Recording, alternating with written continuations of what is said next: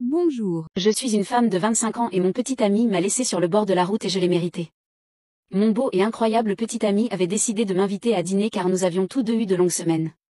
Il me faisait rire et nous parlions et passions un très bon moment.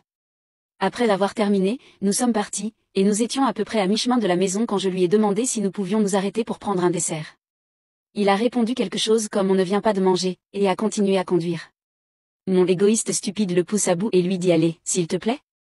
Je veux quelque chose de sucré, il répond que nous avons de la glace à la maison et continue de rouler. Après ça, j'ai continué à pousser, et bien qu'il soit beaucoup plus patient avec moi que je ne le mérite, il est ferme et dit non. J'abandonne, mais je vois un fast-food sur la route et je tire le volant en plaisantant pour rentrer dans le parking.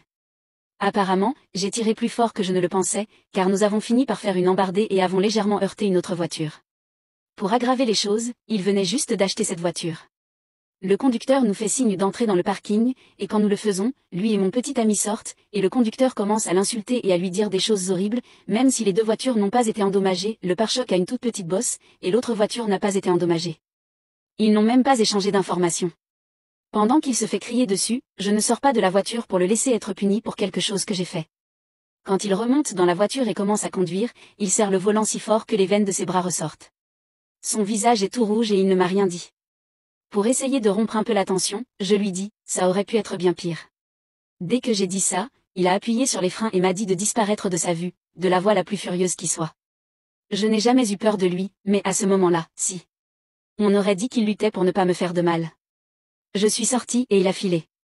Il commençait à faire sombre et j'étais dans une partie des bois. Il m'a fallu presque 1 heure pour rentrer chez moi, mais quand je suis arrivée, lui et toutes ses affaires avaient disparu. Je me sens si mal. Je ne peux même pas m'excuser auprès de lui parce qu'il ne répond pas à mes appels et à mes textos. Nous nous sommes déjà disputés à propos de mes bizarreries enfantines quand elles allaient un peu trop loin, et maintenant je n'ai plus de petite amie à cause de ça. J'ai reçu des textos comme WTF et qu'est-ce qui ne va pas avec toi de nos amis, donc je pense qu'il leur a dit ce qui s'est passé. On dirait que tout le monde est en colère contre moi. Y a-t-il un moyen d'arranger ça? Comment puis-je m'excuser auprès d'eux alors que tous nos amis sont de son côté? J'espère que tu as passé un bon moment, n'abandonne pas s'il te plaît, tu as plus de force que tu ne le crois.